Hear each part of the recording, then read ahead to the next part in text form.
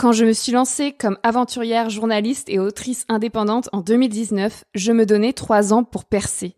Je pensais que j'allais devenir une star, que l'une de mes productions allait marcher. Soit mon livre La Puissance, soit mes podcasts Marie sans filtre ou Sologamie, soit mon Survivor Tour de France à pied, soit mes enquêtes dans la presse.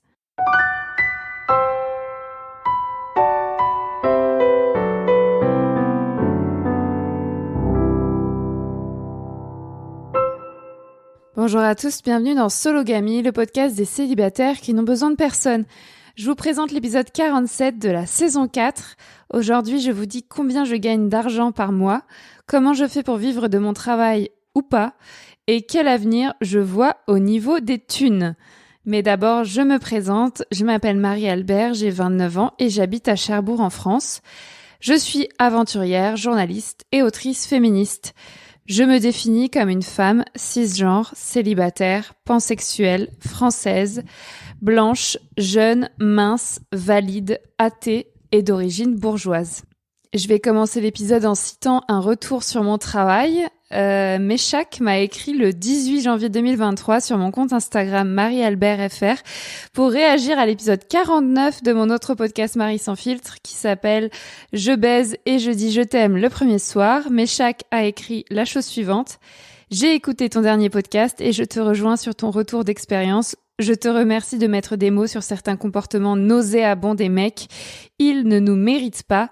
Ça fait 5 ans que je suis célibataire et depuis que j'ai décidé de lâcher prise et de ne plus laisser le patriarcat s'approprier mon corps, âme et j'en passe, je suis plus libertine et je ne culpabilise plus de baiser le premier soir.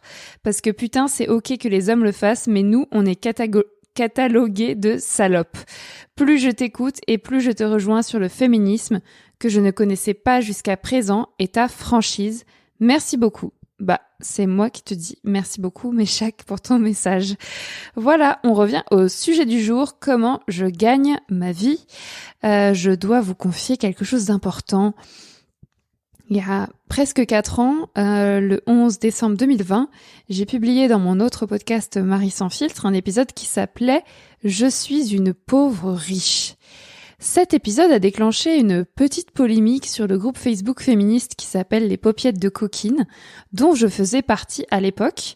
Des féministes se sont justement demandé si j'étais légitime à me définir comme pauvre riche alors que j'étais juste riche. Dans cet épisode de podcast, j'expliquais que j'avais 35 000 € de côté à 26 ans, mais que je ne me définissais pas comme riche, enfin pas complètement. Je me définissais parfois comme riche, parfois comme précaire, même parfois pauvre, parce que je n'avais pas d'emploi stable. À l'époque, je touchais les allocations chômage. Quelques mois plus tard, j'ai même perdu ces allocations et j'ai demandé le revenu de solidarité active qui s'appelle le RSA, soit environ 500 € par mois dans mon cas. Mon travail d'aventurière, de journaliste et d'autrice ne m'a jamais apporté de revenus stables. Et quand je tape sur un moteur de recherche « Est-ce que je suis riche ?», tous les résultats me disent que je suis pauvre, que je vis en dessous du seuil de pauvreté qui serait de 1158 € par mois net pour une personne seule, étant donné mon revenu mensuel actuel qui est en dessous de 1158 €. Mais ces simulateurs ne prennent pas en compte le patrimoine personnel, ni le patrimoine des parents, ni la classe sociale d'origine, ils ne prennent en compte que le salaire. Or, le salaire, c'est qu'un indicateur de richesse.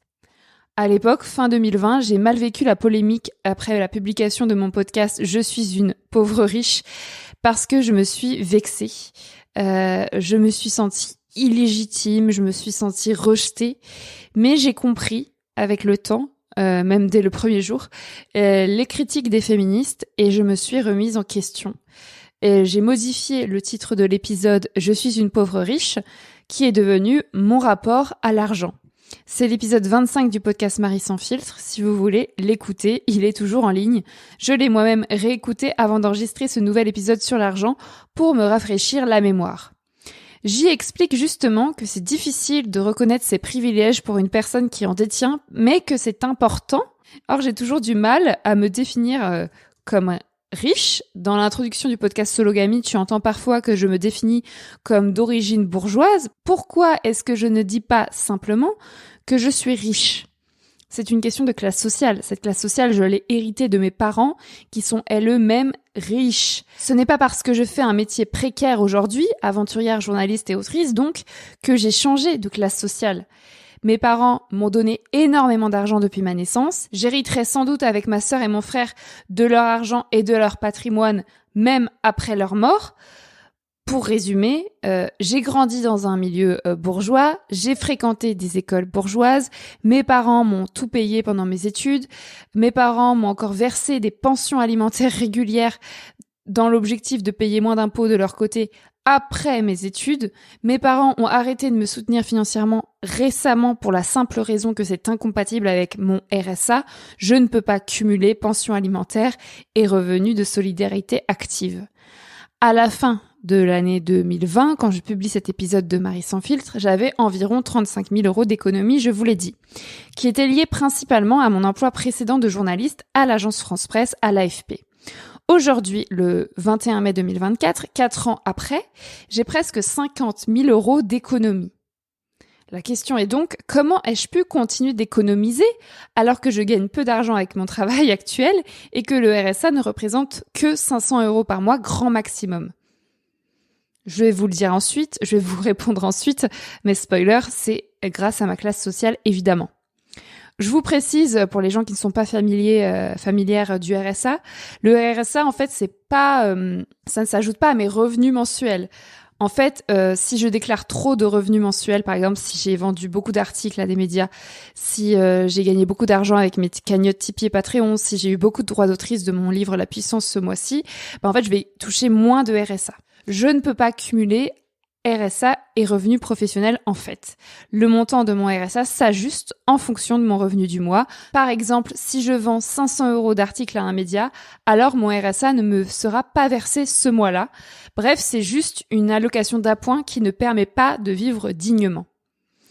En fait, j'ai réussi à économiser ces dernières années sur mes allocations chômage qui m'étaient versées jusqu'à l'été 2021.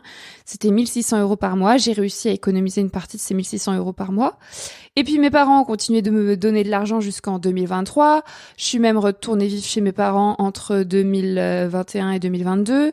Et puis j'ai gagné 17 000 € en justice l'année dernière.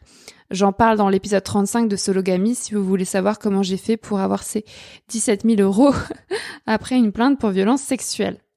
Aujourd'hui, en mai 2024, je vis dans un logement social qui ne me coûte que 200 € par mois grand maximum à Cherbourg. Loyer, électricité, internet, assurance compris.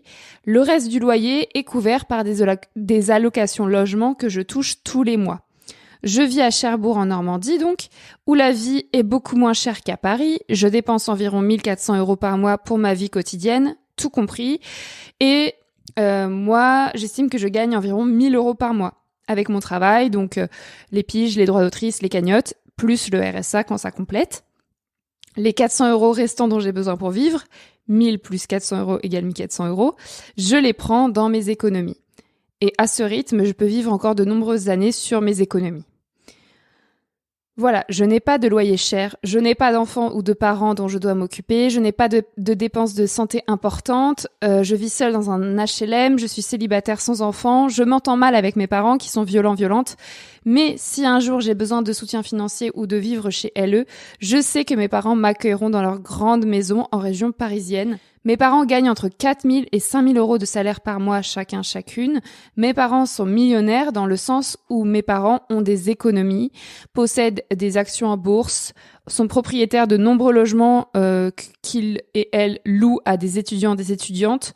Mon père possède même sa propre entreprise, sans parler des 4 voitures de la famille.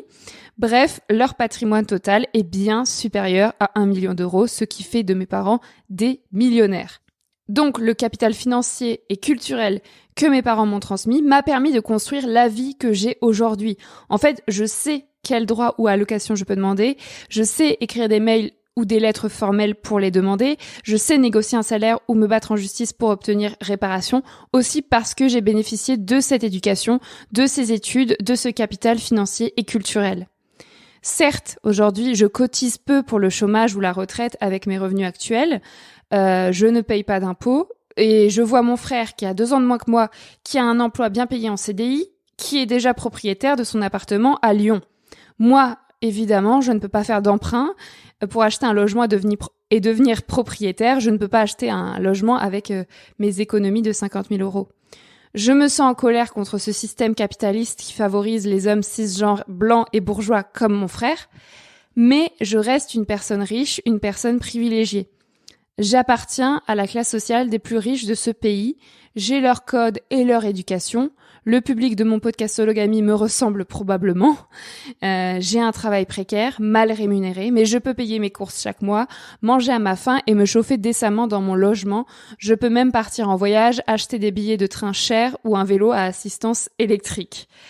Pour aller dans le détail de mes revenus actuels, puisque c'est quand même pour ça que vous écoutez l'épisode, sur les 1 000 euros que je gagne maximum par mois avec mon travail ou le RSA, je compte donc environ 500 euros de RSA grand maximum, puisque c'est souvent moins selon ce que j'ai gagné.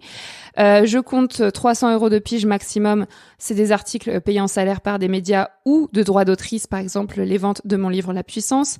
Je compte aussi 50 euros de ma page Patreon pour soutenir mon podcast Sologamy. D'ailleurs, merci à toutes les personnes qui écoutent et qui soutiennent mon podcast Sologamy sur Patreon. Vous êtes 13 à ce jour. Et je compte aussi 150 euros sur mes cagnottes Tipeee. J'ai une cagnotte Tipeee personnelle et une cagnotte Tipeee liée à mon décompte des infanticides.